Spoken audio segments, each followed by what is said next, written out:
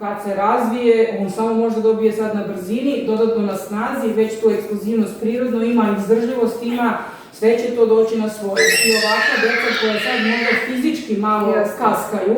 oni su najinteresantniji, jer od njega očekujete da će da eksplodira pred omladince kad i treba da eksplodira, a ovdje sad koji su dominantni, što mi kažemo rumpali onako da ih ima,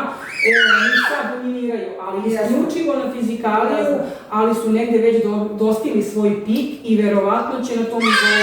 ostati.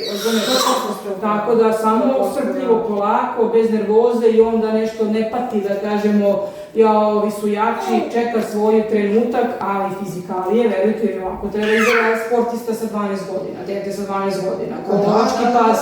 izdefinisan, a ne možemo da očekujemo da će on sad dobija masu, raste i razvija se, masa ide na kraju puberteta, razumete, a on još uvek nije ni ušao u glavu,